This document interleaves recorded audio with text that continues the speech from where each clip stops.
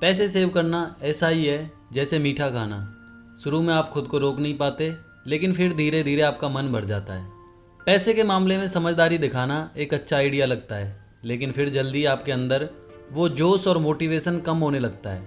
फिर आप पहले वाले रूटीन पर आ जाते हो, जब चाहे तब पैसे खर्च कर लिए और कोई हिसाब किताब भी नहीं रखा। इस समरी में आप सीखोगे कि अमीर बनने के लिए बजटिंग करना ज़रूरी नहीं है। इस बुक के ऑथर रमित सेठी का मानना है कि बजटिंग सिर्फ समय की बर्बादी है। लोगों को बजट बनाने की ज़रूरत नहीं है, बल्कि उन्हें अपने पैसे खर्च करने की आदत पर ध्यान देना चाहिए। इस समरी में आप सीखोगे कि अपने क्रेडिट कार्ड का कैसे बेहतर इस्तेमाल किया जाए, और आप सीखोगे कि पैसे को सोच समझकर खर्च करना किस तरह एक पावरफुल हैबिट बन जाती है। ये समरी हमें सिखाएगी कि लाइफ में किए गए छोटे छोटे बदलाव हमें अमीरी की तरफ लेकर जाते हैं। हेलो दोस्तों, स्वागत है आप सभी का एक और नई बुक समरी में। आज की बुक समरी है I will teach you to be rich, जिसे लिखा है रमित सेठी ने। रमित सेठी एक फाइनेंशियल एडवाइज़र और एंटरप्रेन्योर हैं। उनकी book I will teach you to be rich New York best seller है। रमित growthlab.com के फाउंडर हैं, जो एक मार्केटिंग वेबसाइट है। इसके साथ ही वो PV वर्क्स के को फाउंडर भी हैं। रमित अब तक बिजनेस और फाइनेंस को लेकर 50 से भी ज़्यादा ऑनलाइन कोर्स रिलीज कर चुके हैं। तो चलिए फिर बिना किसी देरी के शुरू करते हैं आज की book summary I will teach you to be rich, जिसे लिखा है रमित सेठी ने। Optimise your credit cards. अक्सर लोग क्रेडिट कार्ड के नाम से ही डरते हैं। असल में क्रेडिट कार्ड टर्म अपने आप में ही काफ़ी नेगेटिव साउंड करता है। इसकी एक बड़ी वजह यह है कि जो लोग इसे सही ढंग से मैनेज करना नहीं जानते, उनका क्रेडिट कार्ड को लेकर काफ़ी नेगेटिव फीडबैक होता है। क्रेडिट एक ऐसी चीज़ है जो आपको समझनी होगी, और अमीर बनने के लिए आपको इसमें एक्सपर्ट बनना होगा। लोग बड़ी बड़ी शॉपिंग करते वक्त क्रेडिट कार्ड का इस्तेमाल करते हैं, लेकिन जिनका क्रेडिट अच्छा है वो इस शॉपिंग से काफ़ी पैसा बचा सकते हैं। जी हाँ, एक अच्छा क्रेडिट कार्ड होना आपके पैसे बचा सकता है, लेकिन सबसे पहले यह समझना होगा कि क्रेडिट होता क्या है। क्रेडिट के दो फैक्टर हैं, जो है क्रेडिट रिपोर्ट और क्रेडिट स्कोर। आपका क्रेडिट रिपोर्ट आपके अकाउंट और पेमेंट हिस्ट्री के बारे में बेसिक इन्फॉर्मेशन देता है। ये लेंडर्स यानी लोन देने वालों को ये जानने में हेल्प भी करता है कि आप दूसरे लेंडर्स को भी पे कर पा रहे हो या नहीं। साथ ही इसमें आपका पेमेंट बिहेवियर भी शामिल होता है, और ये भी पता चलता है कि कहीं आपकी कोई लेट पेमेंट तो नहीं है। आपका क्रेडिट स्कोर एक नंबर है जो लेंडर्स को बताता है कि आपको क्रेडिट देने में उन्हें रिस्क है या नहीं है, और अगर है तो कितना रिस्क है। आपका क्रेडिट स्कोर नंबर 300 से 850 के बीच कुछ भी हो सकता है। लेंडर इस नंबर और आपके क्रेडिट रिपोर्ट के बेस पर डिसाइड करेगा कि उसे आपको कितना पैसा देना चाहिए। क्रेडिट स्कोर जितना हाई हो उतना बेटर है, इसलिए एक हाई क्रेडिट स्कोर के लिए जितना हो सके अपनी पेमेंट जल्द से जल्द जमा कर दें। अब आप पूछोगे ये चीज़ें जानना हमारे लिए क्यों ज़रूरी है। वो इसलिए क्योंकि अच्छा क्रेडिट आपको इंटरेस्ट चार्ज में हेल्प करता है। गुड क्रेडिट स्कोर आपके ढेर सारे पैसे बचा सकता है। मान लो आप घर खरीदने की सोच रहे हैं, बैंक हाई इंटरेस्ट चार्ज के साथ लोन देता है, लेकिन अगर आपका गुड क्रेडिट स्कोर है तो ये इंटरेस्ट आराम से पे हो सकता है। क्रेडिट कार्ड को लेकर कई तरह के नेगेटिव रिव्यू सुनने को मिलते हैं, जैसे कि लेट पे करने पर आपको भारी भरकम चार्ज देना पड़ता है। कई बार आपके अकाउंट में ऐसे चार्ज होते हैं जिनके बारे में आपको पता ही नहीं होता है, लेकिन ये सब आपके साथ तभी होता है जब आप अपना क्रेडिट कार्ड ठीक से मैनेज नहीं कर पाते। लोग क्रेडिट कार्ड ऐसे यूज करते हैं जैसे वो उनके लिए पैसे का एंडलेस सोर्स हो, लेकिन ये एंडलेस सोर्स फ्री में नहीं आता है। इसके अपने साइड इफ़ेक्ट्स भी हैं। जैसे मान लो आपने कोई पेमेंट मिस कर दी तो आपका क्रेडिट स्कोर ड्रॉप हो सकता है। जिस कंपनी से आपने क्रेडिट कार्ड लिया है वो आपका एनुअल परसेंटेज रेट या APR बढ़ा सकती है, और सबसे बड़ी बात तो ये है कि आपको लेट फ़ी पे करना पड़ सकता है। लेकिन आप टाइम पर सारी पेमेंट करके एक्स्ट्रा चार्ज देने से बच सकते हैं। अपने क्रेडिट कार्ड को ऑप्टिमाइज करने का ये एक तरीका है। ऑप्टिमाइज करने का दूसरा तरीका है कि अपनी क्रेडिट कार्ड कंपनी को कॉल करो, उनसे पूछिए कि क्या वो आपके फीस या सर्विस चार्ज माफ़ कर सकते हैं। एक पेमेंट एनुअल फ़ी की होती है। ये वो फीस है जो आपको कार्ड यूज करने के लिए पे करनी पड़ती है, लेकिन आप क्रेडिट कार्ड कंपनी से बात करके इसे कम करने या माफ़ करने के लिए कह सकते हैं। मार्केट में कई सारी क्रेडिट कार्ड कंपनियां हैं जो ये फ़ीस नहीं लेती, ताकि उन्हें ज़्यादा से ज़्यादा कस्टमर मिल सकें। तो अगर आप भी एनुअल फ़ी पे कर रहे हैं तो आप कंपनी को बोलकर इसे माफ़ करवा सकते हैं। और अगर वो ऐसा नहीं करते तो आप एनुअल फ़ी फ्री कार्ड चूज कर सकते हैं। आखिर ट्राई करने में क्या हर्ज है। ऑथर रमित के लिए तो ये आइडिया कई बार काम आया। ऑप्टिमाइज करने का दूसरा तरीका है, कोशिश कीजिए कि आप लोअर APR पर नेगोशिएट कर सकें। आपका APR या एनुअल परसेंटेज रेट वो इंटरेस्ट रेट है जो कंपनी आपको क्रेडिट कार्ड यूज करने के लिए देती है। आमतौर पर APR 14% पर होता है। हाँ, सुनने में ये काफ़ी बड़ा लगता है, लेकिन फिर ये भी एक फैक्ट है कि कंपनी आपको काफ़ी बड़ी रकम उधार दे रही है, तो एक तरह से ये आपके लिए विन विन सिचुएशन है। तो इसलिए कंपनी को कॉल करके उनसे कम APR के लिए पूछो। अगर वो पूछें कि उन्हें ऐसा क्यों करना चाहिए, तो उन्हें ऐसा करने के वाजिब कारण दो। जैसे कि आप कई महीनों से लगातार अपने बिल्स टाइम पर पे करते आए हैं। उनसे ये भी कहो कि आप कुछ और कंपनियों को भी जानते हो जो लोअर APR ऑफ़र करती हैं, इसलिए आप किसी और कंपनी का क्रेडिट कार्ड ले सकते हो। हालांकि एक ही कंपनी का लॉयल कस्टमर बने रहने के कुछ अपने फ़ायदे भी हैं। लेंडर्स आपकी लॉन्ग क्रेडिट हिस्ट्री अप्रिशिएट करेंगे। फिर से याद दिला दें, लेंडर्स ये देखना चाहते हैं कि क्या आप भरोसे के लायक हैं या नहीं, क्या आप टाइम पर पेमेंट कर पाएंगे या नहीं। अपने क्रेडिट कार्ड को ऑप्टिमाइज करने के लिए लोअर फ़ी और APR के लालच में आने की ज़रूरत नहीं है। नेक्स्ट है beat the banks. Credit card की तरह बैंक भी उतने ही बॉसी होते हैं। अक्सर बैंक यंग लोगों का फ़ायदा उठाने की कोशिश करती हैं। यंगस्टर्स को इंटरेस्ट रेट और फीस जैसे टॉपिक थोड़े डराते हैं, इसलिए वो बिना सवाल जवाब किए जो भी पे करना है पे कर देते हैं। लेकिन इन कॉन्सेप्ट्स को समझने के सिरदर्द को दूर किया जा सकता है। आप पूछोगे क्यों और कैसे, तो इसका जवाब है online banking. Online banking bank के लिए एक अच्छा तरीका है कि वो अपने कस्टमर्स का इंटरेस्ट रेट बढ़ा सके। पैसे से जुड़ी हर सर्विस के लिए लोग बार बार बैंक जाना पसंद नहीं करते। इसके बजाय वो कोई सुविधाजनक तरीका ढूंढना चाहते हैं, और ऐसे में ऑनलाइन बैंकिंग एक अच्छा ऑप्शन नज़र आता है। जो सेविंग आप ऑनलाइन बैंक में डालते हो वो बहुत ज़्यादा बढ़ जाता है। ये वो फीस भी नहीं लेती जो नॉर्मली आपको किसी रियल बैंक चार्ज करती है। तो चलो ऑनलाइन बैंक और फिजिकल बैंक के बीच इंटरेस्ट रेट को कंपेयर कर लेते हैं। अगर आप $1000 जमा करते हो तो दो अलग अलग बैंक के इंटरेस्ट रेट अलग होंगे।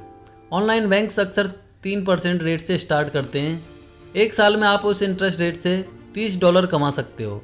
अब फिजिकल बैंक्स की बात करते हैं। ये बैंक्स आमतौर पर सिर्फ 0.5% इंटरेस्ट रेट देते हैं, यानी कि आपको अपने $1000 पर हर साल $5 मिलेंगे। तो देखा आपने कितना फ़र्क है दोनों में। रमित ने अपना ऑनलाइन बैंक अकाउंट कैसे सेटअप किया? उन्होंने चेकिंग और सेविंग दोनों ऑनलाइन अकाउंट खोले थे। चेकिंग अकाउंट वो होता है जहां आप पैसे जमा कर सकते हो और निकाल सकते हो। इसके लिए आप डेबिट कार्ड या चेक का यूज कर सकते हो। रमित की इनकम इसी चेकिंग अकाउंट में जाती है, फिर वो पैसे अपने बाकी के अकाउंट में ऑनलाइन ट्रांसफ़र कर देते हैं। बैंक हमें इंटरेस्ट रेट भी ऑफर करते हैं जब आप अपने चेकिंग अकाउंट में पैसे जमा करते हो। सेविंग अकाउंट, जैसा कि नाम से ही पता चलता है, वो अकाउंट है जिसमें आप स्पेशल मौके जैसे हॉलीडे और फेस्टिवल के लिए पैसे सेव करते हो। पहले चेकिंग और सेविंग अकाउंट के बीच सिर्फ इंटरेस्ट का फ़र्क होता था। पहले सिर्फ सेविंग अकाउंट में इंटरेस्ट रेट होता था, चेकिंग अकाउंट में कुछ भी नहीं। लेकिन जैसा कि हमने बताया है, कई बैंक अब दोनों अकाउंट पर इंटरेस्ट रेट ऑफर करते हैं। तो इन दोनों अकाउंट के बीच वाकई में क्या फ़र्क है? फ़र्क ये है कि आपको अपने चेकिंग अकाउंट से ही पैसे विड्रॉ करने चाहिए। सेविंग अकाउंट को टच भी मत करो, क्योंकि इसमें आपके पैसे सेव होते हैं। और आपको अपने अकाउंट कैसे सेट करने चाहिए, तो रमित हमें कुछ ऑप्शन देते हैं। पहला वाला सबसे बेसिक ऑप्शन है, अपने लोकल बैंक में चेकिंग अकाउंट के साथ एक सेविंग अकाउंट भी खोल लो। बैंक से फ़ीस के बारे में पूछो। अगर उस बैंक में एनुअल चार्ज वगैरह हैं तो किसी और बैंक में पता करो जहां ये सब चार्ज ना हो। सेकंड ऑप्शन बेसिक ऑप्शन और स्मॉल ऑप्टिमाइजेशन का कॉम्बिनेशन है। किसी लोकल बैंक में एक नो फी चेकिंग अकाउंट खोल लो। उसके बाद कोई ऑनलाइन बैंक ढूंढो जो सेविंग अकाउंट पर हाई इंटरेस्ट रेट देता हो। इस तरह से आप जब चाहे तब इजीली अपने चेकिंग अकाउंट से पैसे निकाल पाएंगे और आपका पैसा इजीली ग्रो होता रहेगा। कैसे? इसे अपने सेविंग अकाउंट के अंदर डालकर। थर्ड ऑप्शन है एडवांस्ड और फुल ऑप्टिमाइजेशन का कॉम्बिनेशन। इसके लिए अलग अलग बैंक में कई सारे चेकिंग अकाउंट खोल लो। ये इसलिए है ताकि डिसाइड किया जा सके कि कौन सा बैंक बेस्ट इंटरेस्ट और सर्विस प्रोवाइड करता है। रमित ने भी थर्ड ऑप्शन चूज किया था। उनका एक चेकिंग अकाउंट लोकल बैंक में है और दूसरा चेकिंग अकाउंट ऑनलाइन बैंक में। आप सेम यही चीज़ सेविंग अकाउंट के साथ भी कर सकते हैं। ऑप्शन आपको खुद ही चूज करना होगा। आप अपनी फाइनेंशियल पोजीशन के हिसाब से डिसाइड कर सकते हो कि आप एक बिना झंझट का अकाउंट चाहते हो, फिर आपको फर्स्ट ऑप्शन चूज करना चाहिए। पर अमित कहते हैं कि अपने सामने लिमिटेड ऑप्शन मत रखो, क्यों ना सेकंड या थर्ड ऑप्शन ट्राई किया जाए। ये दोनों ऑप्शन गारंटी के साथ आपके पैसे ग्रो करने में हेल्प करेंगे। कोई भी बैंक चूज करते वक्त 3 चीज़ों का ध्यान रखना होगा: ट्रस्ट, कन्वीनियंस और फीचर्स। ट्रस्ट तब होता है जब बैंक आपसे कोई हिडन यानी छुपे हुए चार्ज या फीस नहीं लेता। बड़े बैंक्स हमेशा अनलिमिटेड कस्टमर्स बनाने पर जोर देते हैं, इसलिए वो चुपके से आपके अकाउंट में से अपनी फ़ीस काट लेते हैं। आप चाहे तो अपने दोस्तों से पता कर सकते हैं कि कौन सा बैंक भरोसे के लायक है। एक और तरीका है कि बैंक की वेबसाइट पर जाकर देखें। अगर वो अपनी फ़ीस को लेकर ट्रांसपेरेंट हैं तो समझ लो उस पर ट्रस्ट किया जा सकता है। कन्वीनियंस यानी इजी एक्सेस। आपके लिए पैसा मैनेज करना इजी होना चाहिए और बैंक को भी बढ़िया कस्टमर सर्विस प्रोवाइड कराने पर फोकस करना चाहिए। अगर आपको कोई प्रॉब्लम है तो उन्हें तुरंत आपकी मदद करनी चाहिए। फीचर्स को हम वैल्यू एडिड सर्विसेज के तौर पर देख सकते हैं, जैसे कि मान लो bank high interest rate offer करता है और साथ ही पैसे को ट्रांसफ़र करने की सुविधा फ्री में देता है। नेक्स्ट है कॉन्शियस स्पेंडिंग। जब आप सोच समझकर खर्च करते हो तो इसका मतलब आप अपने पैसे की वर्थ समझते हो। कितनी बार आपके साथ ऐसा हुआ कि ज़्यादा खर्च करने के चक्कर में आपका बजट गड़बड़ा गया। रमित भी कई बार ऐसी सिचुएशन से गुजर चुके हैं। अपनी हर खरीदारी का ट्रैक रिकॉर्ड रखना कोई सॉल्यूशन नहीं है, बल्कि असल में ये तरीका जरा भी इफेक्टिव नहीं है।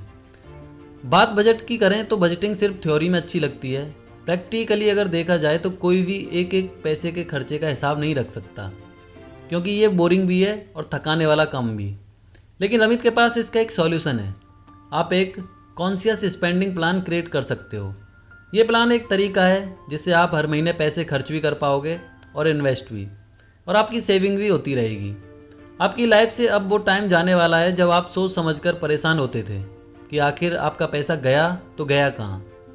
कॉन्शियस स्पेंडिंग प्लान कंजूस बनने पर फोकस करता है। आप शायद इस वर्ड को सुनकर भौं सिकोड़ लें, तो क्या आपको रास्ते में काम चलाना पड़ेगा? जी नहीं। थ्रिफ्ट यानी कंजूस होने और चीप होने में ज़मीन आसमान का फ़र्क है। थ्रिफ्ट होने का मतलब है सिर्फ उन्हीं चीज़ों पर खर्च करना जो आपको चाहिए। थ्रिफ्ट होने का मतलब ये नहीं है कि आप अपने खर्चों में कटौती कर लें, बल्कि ये हमें डिसाइड करने में हेल्प करता है कि हम उन्हीं चीज़ों पर खर्च करें जो हमारे लिए वाकई में इम्पोर्टेंट हैं। लोग अक्सर थ्रिफ्टिंग को मुश्किल इसलिए समझते हैं क्योंकि वो डिसाइड ही नहीं कर पाते कि उनके लिए क्या इम्पोर्टेंट है और क्या नहीं। अब जैसे लीजा को ही ले लो, वो साल के करीब $5000 तो जूतों पर खर्च करती है। यानी अगर मान के चलें कि एक जोड़ी जूते की कॉस्ट $300 है तो उसके पास 15 जोड़ी जूते हैं। आप शायद सोच रहे होंगे ये तो कोई कंजूसी नहीं है, लेकिन हम कहते हैं बिल्कुल। लीजा को अच्छी खासी सैलरी मिलती है। वो अपनी एक रूममेट के साथ एक छोटा सा फ्लैट शेयर करती है। उसके पास कोई होम में इस्तेमाल होने वाली मशीन या गैजेट भी नहीं है। और सबसे बड़ी बात तो ये है कि लीजा ने कई इन्वेस्टमेंट कर रखी हैं। हर महीने की शुरुआत में वो कुछ पैसे अलग से अपनी सेविंग और इन्वेस्टमेंट के लिए रख देती है। पर लीजा को जूतों का बड़ा शौक है। ये उसके लिए इम्पोर्टेंट शॉपिंग है। यही वजह है कि वो उसका खर्चा सिर्फ जूतों पर होता है। इसलिए वो बाकी चीज़ों पर कंप्रोमाइज़ करती है ताकि वो मनपसंद जूते ले सके। कॉन्शियस स्पेंडिंग प्लान के 4 फैक्टर होते हैं: फिक्स्ड कॉस्ट, इन्वेस्टमेंट, सेविंग्स और guilt free spending money. Monthly fixed cost, ये वो चीज़ें हैं जिनके लिए आपको पे करना पड़ता है। जैसे एग्जांपल के लिए रेंट, रोज़मर्रा की ज़रूरत का सामान। आपको अपनी इनकम से 50 से 60% इस फैक्टर में देना होगा। लेकिन आप ये फिगर आउट कैसे करेंगे? सबसे पहले तो अपने फिक्स्ड कॉस्ट की लिस्ट बना लो। ये उनमें से कुछ भी हो सकते हैं जो हमने ऊपर बताए हैं। आप पब्लिक ट्रांसपोर्ट, ग्रोसरी और कपड़े वगैरह ऐड कर सकते हो। अगर आप नहीं जानते कि किस चीज़ पर आप कितना खर्च करते हो तो थोड़ा पता लगाइए। पिछले 3 महीने के अपने क्रेडिट कार्ड स्टेटमेंट या शॉपिंग रसीद पर एक नज़र डालिए, फिर सबको ऐड करके लिखिए। एक बार आपने ये कर लिया तो उसमें 15% just in case category add कर दो। इनमें आपके हर महीने के खर्चे शामिल नहीं हैं, बल्कि वो खर्चे हैं जो अचानक से कभी कभार हमें करने पड़ते हैं, जैसे कि कार की रिपेयरिंग करवाना या फिर किसी खास मौके के लिए कपड़े खरीदना या ड्राई क्लीनिंग। रमित ऐसे अनएक्सपेक्टेड खर्चों के लिए हर महीने $150 अलग से रखते थे। लॉन्ग टर्म इन्वेस्टमेंट, इस फैक्टर के लिए आप अपने 401k या इंडिविजुअल रिटायरमेंट अकाउंट के लिए अलग से पैसे रखते हैं। ये वो अकाउंट है जो आपका रिटायरमेंट या पेंशन फंड होल्ड करते हैं। जो अमाउंट आप इसमें डालेंगे आपकी सैलरी का 10% होना चाहिए। क्या आप अपनी सैलरी के 10% हिस्से को लेकर श्योर नहीं हैं कि उसका क्या करना चाहिए?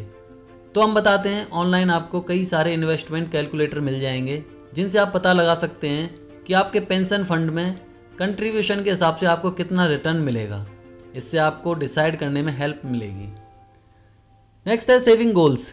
ये फैक्टर किसी भी टाइप का गोल हो सकता है, चाहे उसे अचीव करने में कितना ही टाइम लगे। ये क्रिसमस गिफ्ट के लिए सेविंग करने जितना छोटा भी हो सकता है, या शादी के खर्चे के लिए, या फिर लॉन्ग टर्म गोल जैसे घर की ईएमआई पे करने के लिए भी हो सकता है। यहाँ सीक्रेट बस एक ही है कि जितना जल्दी हो सके सेविंग स्टार्ट कर दो। आप सेविंग जितने लंबे समय के लिए करेंगे उतना ही कम अमाउंट आपको हर महीने बचाना होगा। सुनने में एकदम सिंपल लगता है, लेकिन लोग शायद ही कभी इस एडवाइस को फॉलो करते हों। इसलिए इसे और रियलिस्टिक बनाने के लिए इसमें नंबर ऐड कर दो। अब जैसे कि आप अपने 20s में शादी कर लेना चाहते हो और आपने एक रफ एस्टीमेट तो बना ही लिया होगा कि शादी में कितना खर्च आएगा, तो आपको 20 साल का होते होते सेविंग स्टार्ट कर देनी चाहिए। आप अगर महीने का $333 भी बचाते हो तो आगे चलकर आपको हर महीने पैसे सेव करने में उतनी मुश्किल नहीं होगी, बजाय इसके कि जब आप 26 में सेविंग स्टार्ट करते हो। सेविंग गोल्स के लिए अपनी इनकम का 5 से 10% अलग से रख दो। नेक्स्ट है गिल्ट फ्री स्पेंडिंग मनी। अपनी मनपसंद चीज़ें खरीदने पर आपको गिल्ट नहीं होना चाहिए, इसलिए रमित आपको अपने बजट में गिल्ट फ्री स्पेंडिंग शामिल करने के लिए एनकरेज करते हैं। लेकिन सवाल ये है कि इस फैक्टर को कैलकुलेट कैसे करेंगे। इसे समझने के लिए हम ब्रायन का एग्जांपल लेंगे। टैक्स वगैरह काटने के बाद ब्रायन की एनुअल इनकम है $48,000, यानी कि महीने के $4,000। उसने अपनी इनकम को सही तरीके से डिवाइड करने के लिए कॉन्शियस स्पेंडिंग प्लान यूज किया। मंथली फिक्स्ड कॉस्ट पर ब्रायन अपनी सैलरी का 60% एलोकेट करता है और ये अमाउंट पर मंथ $2,400 होता है। लॉन्ग टर्म इन्वेस्टमेंट के लिए वो 10% यानी पर मंथ $400 सेव करता है। इस सब के बाद फाइनली अपनी गिल्ट फ्री स्पेंडिंग के लिए ब्रायन अपनी इनकम का 20% यूज करता है, यानी उसके पास पर मंथ करीब $800 बचते हैं, जिसे वो अपनी मर्जी से खर्च कर सकता है। लेकिन प्रॉब्लम यह है कि ब्रायन को हर महीने $800 गिल्ट फ्री शॉपिंग के लिए काफ़ी नहीं लगते। तो आप उसे क्या एडवाइस देना चाहोगे? अब अगर हम ब्रायन को इन्वेस्टमेंट और सेविंग का पैसा कम करने को बोलें तो ये एक बुरी एडवाइस होगी। हाँ, वैसा कि एक अच्छा सॉल्यूशन हो सकता है, पर ब्रायन को बाद में पछताना पड़ेगा। हम यहाँ ब्रायन को अच्छी एडवाइस दे सकते हैं कि उसे अपना मंथली फिक्स्ड कॉस्ट और guilt free spending money optimise करने होंगे। ब्रायन के पास क्रेडिट कार्ड है, तो काफ़ी टाइम से वो अपने बिल्स टाइम पर पे करता आया है, तो उसके पास ये अच्छा रीज़न है कि वो अपनी क्रेडिट कार्ड कंपनी से अपना APR कम करने को बोल सकता है। नेक्स्ट, ब्रायन को अपने सब्सक्रिप्शन भी चेक करने चाहिए। उसे रियलाइज़ हुआ कि उसने नेटफ्लिक्स अकाउंट लिया और स्टार वॉर्स वेबसाइट की भी मेंबरशिप ली है। वो महीने में सिर्फ 2 या 3 बार ही नेटफ्लिक्स देखता है। स्टार वॉर्स वेबसाइट के लिए भी उसने सिर्फ 2 बार वेबसाइट विजिट की। इसलिए ब्रायन को चाहिए कि वो इन दोनों की मेंबरशिप कैंसिल करे, जिससे वो $60 पर मंथ बचा सकता है। फिर ब्रायन ने अपनी रिसीट देखी। उसे समझ नहीं आया कि वो इस महीने बाहर कितना खाना खा चुका है। घर में खाना बनने के बावजूद वो आए दिन फास्ट फूड पर पैसा वेस्ट करता था और वो अक्सर बार वगैरह भी जाता रहता था। ब्रायन ने जब सारी रिसीट चेक की तो हैरान रह गया कि उसने टोटल $600 बाहर खाने पीने में उड़ा दिए थे। उसने खुद से वादा किया कि वो अब फास्ट फूड और बार में ज़्यादा खर्च नहीं करेगा। ब्रायन अब जो खर्च करता है सोच समझ कर करता है। इस तरह आने वाले महीनों में उसने करीब $266 बचा लिए थे। ये पैसा उसने अपनी गिल्ट फ्री शॉपिंग में ऐड कर दिया। तो क्यों ना हम भी ब्रायन जैसा बनने की कोशिश करें। उसे फालतू की शॉपिंग करने पर गिल्ट फील होता था और आए दिन बाहर खाना पीना भी उसे एक तरह से फालतू खर्च ही लगता था। इसलिए उसने अपने ये दोनों खर्चे कंट्रोल में किए। उसने उन चीज़ों के लिए पैसा सेव करना शुरू किया जो ज़्यादा मैटर करती थी, जैसे अच्छी किताबें और कपड़े वगैरह। नेक्स्ट है सेव वाइल स्लीपिंग। कुछ लोग मनी मैनेजमेंट के एक्सपर्ट माने जाते हैं। ऐसे लोगों को शायद ही कभी फाइनेंशियल मैटर हैंडल करने में परेशानी होती हो, लेकिन क्या करें, हर कोई तो मनी मैटर में एक्सपर्ट नहीं हो सकता। कुछ लोग तो इन मामलों में एकदम अनाड़ी होते हैं। उन्हें पता ही नहीं चलता कि उनका पैसा कहाँ और कब खर्च हो जाता है। इनके लिए फाइनेंशियल मैटर हैंडल करना स्ट्रेसफुल होता है, जिससे इन्हें और फ्रस्ट्रेशन होने लगती है। लेकिन रमित हमें एक ऐसा सिस्टम बता रहे हैं जो उन्होंने डेवलप किया है, जिसके थ्रू फाइनेंशियल मैटर हैंडल करना हमारे लिए बेहद ईजी हो सकता है। क्या आप इस टर्म से वाकिफ हैं? Doing more before doing less. Ramit का सिस्टम एग्जैक्ट इसी बारे में है।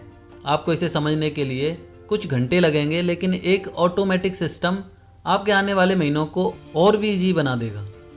एक ऑटोमेटिक सिस्टम होने से सब कुछ ऑटोमेटिकली होने लगता है।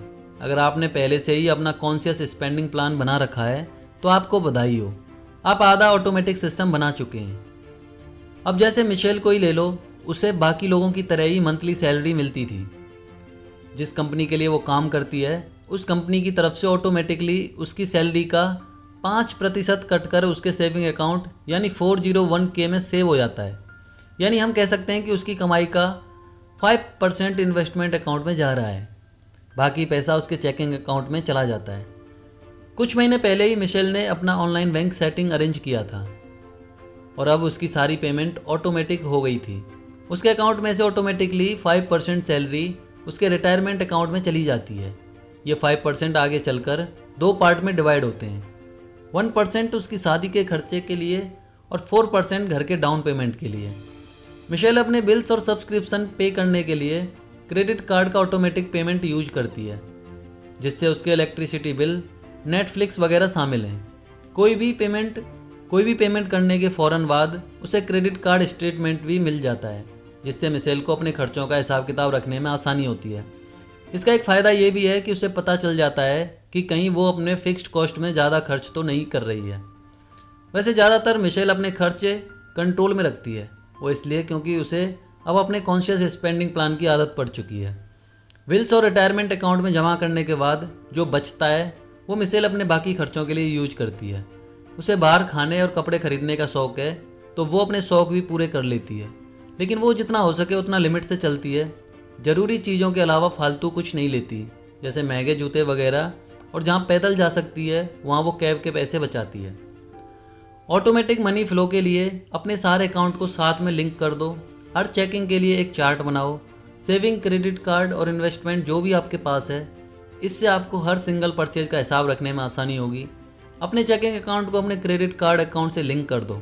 ऑटोमेटिक ट्रांसफ़र सेट कर दो ताकि जब आपको ज़रूरत पड़े आप अपने बिल्स पे कर सकें। साथ ही अपने चेकिंग अकाउंट को भी सेविंग अकाउंट से लिंक कर दो। जाहिर है आपकी सैलरी का 5% वहीं सेव होगा जिसके लिए आप सेव करना चाहते हो। तो समय आ गया इस बुक समरी के कंक्लूजन का। सबसे पहले तो आपने जो चीज़ सीखी वो है अपना क्रेडिट कार्ड ऑप्टिमाइज़ करना। एक गुड क्रेडिट स्कोर से लेंडर्स के लिए ईजी हो जाता है कि वो आपके ऊपर ट्रस्ट कर सके, और जब वो ट्रस्ट करेंगे तभी पैसा उधार दे पाएंगे। अपना क्रेडिट कार्ड ऑप्टिमाइज़ करने के 2 तरीके हैं जो आप अप्लाई कर सकते हो। पहला तो ये कि कंपनी को कुछ खास फीस के बारे में पूछो, जैसे कि एनुअल फ़ी। ये छोटी छोटी फीस आपको बाद में काफ़ी भारी पड़ती हैं। दूसरा, लोअर एनुअल परसेंटेज रेट के लिए नेगोशिएट करना सीखो। दूसरा, आपने ऑनलाइन बैंक्स के बारे में सुना। अपने कस्टमर्स बढ़ाने के लिए ये हायर इंटरेस्ट रेट ऑफर करते हैं, खासकर बात अगर सेविंग अकाउंट की हो तो। अमाउंट चेक करने के लिए आप एक अकाउंट किसी फिजिकल बैंक में खोल सकते हो, लेकिन हमेशा ऐसा बैंक चूज करना जिसके इंटरेस्ट रेट हाई हो।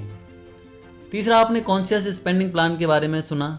इस प्लान के 4 फैक्टर हैं: monthly fixed cost, investment, savings और guilt free spending. Fixed cost आपकी सैलरी का करीब 60% लेती है। इन्वेस्टमेंट के लिए आपकी इनकम में से 5 to 10% सेविंग्स में जाना चाहिए। फिर इसके बाद जो पैसा बचेगा आपका गिल्ट फ्री स्पेंडिंग मनी है। ये जानना कि आपके लिए क्या इंपॉर्टेंट है आपको गिल्ट फ्री होकर शॉपिंग करने की फ्रीडम देता है, इसलिए सोच समझकर वही खरीदो जो आपके लिए बेहद ज़रूरी हो। चौथा, आपने ऑटोमेटिक मनी ट्रांसफ़र की खूबसूरती के बारे में सुना। ये सुनने में इजी लगता है, पर लोग शायद ही ये करते होंगे। जितने भी मनी रिलेटेड अकाउंट आपके पास हैं उनकी सेटिंग अरेंज कर लें। अपने चेकिंग अकाउंट को अपने सेविंग अकाउंट से लिंक करो। साथ ही अपने चेकिंग अकाउंट को अपने क्रेडिट कार्ड से भी लिंक कर लो। इस तरह आपको अपने कॉन्शियस स्पेंडिंग प्लान को फॉलो करने की टेंशन नहीं रहेगी। अगर आप इसे अभी सेट कर लेते हो तो आपका अकाउंट खुद ही आपका पैसा डिवाइड कर लेगा। मनी हैंडल करना कई लोगों के लिए बड़ा सिरदर्द का काम है, पर आपके लिए नहीं होगा अगर आप इस समरी में दिए गए टिप्स फॉलो करेंगे तो। वो दिन गए जब आपको लगता था कि पैसा आपके हाथ में टिकता ही नहीं है। अब आप ना सिर्फ पैसे बचा पाएंगे बल्कि धीरे धीरे अमीर भी हो सकेंगे। तो दोस्तों, ये बुक समरी तो यहीं समाप्त होती है। आपको इस बुक समरी का कौन सा पॉइंट, कौन सी बात अच्छी लगी, वो मैं कमेंट सेक्शन में जाकर बता सकते हैं। साथ ही ये भी बता सकते हैं कि आप नेक्स्ट बुक समरी कौन सी सुनना चाहते हैं। अगर आपको हमारी मेहनत पसंद आ रही है तो हमें एनकरेज करने के लिए हमारे चैनल को सब्सक्राइब करें, साथ ही इस वीडियो को लाइक करें, शेयर करें।